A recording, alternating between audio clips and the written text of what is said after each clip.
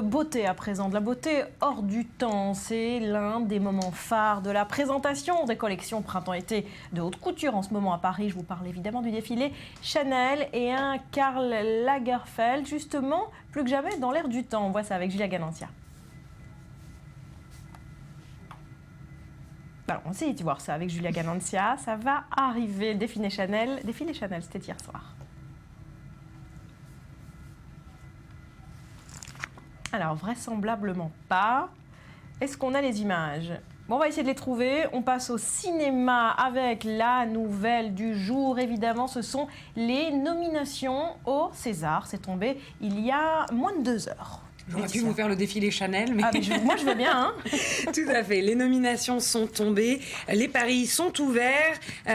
Donc, en 3 souvenirs de ma jeunesse d'Arnaud Desplechin et Marguerite de Xavier Giannoli mènent la danse avec 11 nominations chacun. Et avec des films comme Dipan, Mustang ou encore Fatima, eh bien, après la victoire de Timbuktu d'Abderrahmane Sissoko l'année dernière, les Césars sont à nouveau avec ce goût d'ailleurs. Clash des titans du côté des nommés pour le prix du meilleur acteur, 7 acteurs en lice, mais seulement 2 sembleraient tirer leur épingle du jeu. Il se pourrait que le combat serait serré entre Fabrice Lucchini, magistrat bourreau dans L'Hermine, rôle pour lequel il a été récompensé à la Mostra de Venise, et Vincent Lindon, en chômeur humilié dans La Loi du marché, rôle qui lui a valu, vous en souvenez, le prix d'interprétation tant convoité au Festival de Cannes. L'acteur Vincent Lindon a déjà été 5 fois nommé comme meilleur acteur au César, mais voilà, il ne l'a jamais remporté. C'est un peu notre Leonardo DiCaprio local.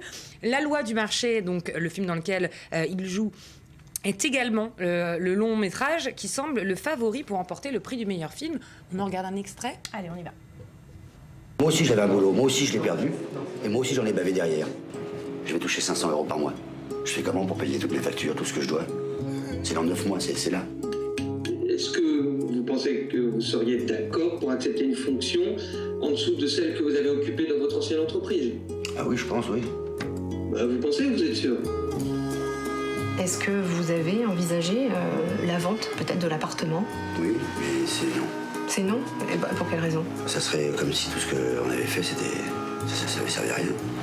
Donc au niveau des hôtesses, tu zoomes bien pour voir si elles scannent tous les articles, vu qu'il n'y a pas eu beaucoup de départs en pré-retraite, donc il essaye de virer du personnel. Chacun choisit ce qu'il veut faire. Moi, je pense que pour ma santé mentale, je préfère tirer un trait, passer à autre chose. Est-ce que ça fait de moi un lâche? Bon, qu'est-ce qui se passe? C'est pas la première fois, Madame Semblé, que vous avez été filmé. Jean Eddy, vous confirmez? Oui, monsieur, je confirme. Thierry, vous confirmez?